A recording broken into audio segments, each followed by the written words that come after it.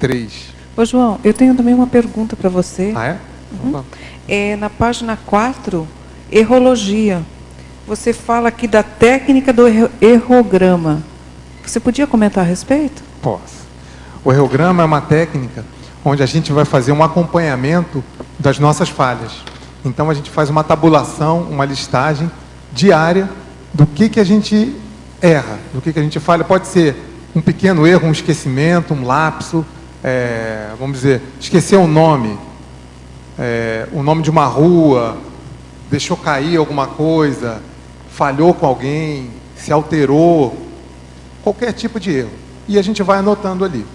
Após um período, a gente pega e olha nessa tabela o que é mais recorrente, o que, por exemplo, o meu pequeno erro, que às vezes pode acarretar num prejuízo, numa consequência mais grave lá na frente, e a gente começa a ter um diagnóstico para poder fazer justamente a profilaxia do que a gente erra mais, quais são as nossas falhas frequentes, que tipo de falhas é o quê? É mais no esquecimento, é mais a desatenção, é mais é o emocionalismo às vezes, e a gente vai vendo, e com isso a gente faz uma pesquisa poderosa. Eu já fiz essa técnica durante um período e realmente funciona, que você se surpreende. Você, olha, quantas vezes eu esqueci coisas, por exemplo, hoje, essa semana, esse mês, esse ano. É o que é mais recorrente, eu esqueci, ou eu deixei de fazer algumas coisas, ou não, as minhas omissões, daí em diante. Então é uma técnica bem interessante mesmo. Também vê as situações onde que ocorre mais determinado tipo de erro, né? Dá para avaliar também as situações nas quais ocorre maior tipo de erro. É verdade, você pode fazer justamente a profilaxia, você sabe, olha, com tal situação, normalmente eu fico nervoso, normalmente aquilo me irrita.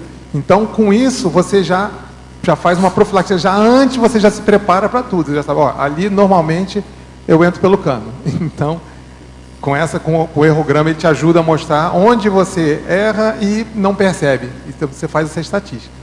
Obrigada. Aqui na fatologia, quarta linha, de cima para baixo, a boa intenção sem autodiscernimento. Você poderia expandir um pouco mais isso?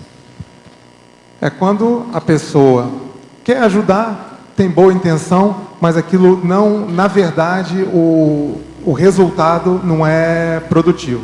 Então, vamos dizer, se eu tenho um amigo e ele tem algum tipo de erro recorrente, e eu vou sempre ajudar a ele a apagar os incêndios. Então, ele erra e eu ajudo ele a apagar o incêndio. Erra, eu ajudo a apagar o incêndio. Eu estou começando a fazer TACOM.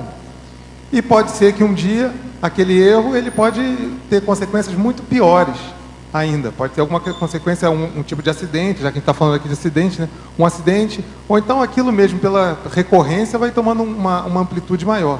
Então, muitas vezes, a pessoa que faz, por exemplo, TACOM excessivamente, ela começa, tem boa vontade, quer ajudar, mas ela não esclarece as pessoas e acaba não ajudando efetivamente. Apaga o incêndio ali, apaga o incêndio aqui. E muitas vezes, a melhor coisa, se às vezes a pessoa também não dá ouvidos, às vezes a melhor coisa é ver a pessoa acontecer algum tipo de consequência, né, desde que não prejudique demais a ela e aos outros, algum tipo de coisa que ela mesma vai refletir e falar, olha, sempre me salvaguardaram, agora eu estou enfrentando as consequências da coisa, agora eu aprendi. Então, ele vai ter teática com aquilo. Então, é um pequeno exemplo também. A boa vontade não é tudo. Tem que ter o autodiscernimento, tem que ter inteligência para ajudar. João Paulo, aqui no B, por favor. Na página 2, teoriologia. Eu queria entender um pouquinho mais o que você quis dizer na primeira, na teoria do assédio autoprovocado. O autoassédio. Puro, assim, mas não é o que você falou em teoria, né? Que a gente entende que a gente tem realmente... Não, a gente conhece na prática, né? Mas alguns anos atrás, assim, será que a gente admitia, a maioria assim admitia? 30 anos atrás, 20 anos atrás a gente admitia? Não, eu sou assediador de mim mesmo. Uhum. Aqui no paradoxo, Lani, lá na última linha dessa mesma página, eu falo, o paradoxo da consciência poder ser assediadora de si mesmo. Então, é paradoxal, mas acontece, né? É o mais Acontece comum. com muita frequência. Então, o que eu estou falando aqui é simplesmente da teoria do autoassédio, que para a gente que já estuda Conscienciologia, está um pouco mais lúcido para isso, a gente já entende. Olha, esse tipo de atitude, isso aqui é um vício meu, isso aqui é um trafar, eu faço e realmente tem me prejudicado. Então, a gente já fica mais consciente com relação a isso e depois vai trabalhar para acabar com isso. Mas é realmente paradoxal. A gente ser... Assediador de nós Né, o mesmos. principal, a gente abre as portas para depois virem os assediadores de fora, mas é a gente que abriu a porta. Mas realmente é paradoxal a gente poder se prejudicar, né? Mas faz parte da evolução mesmo.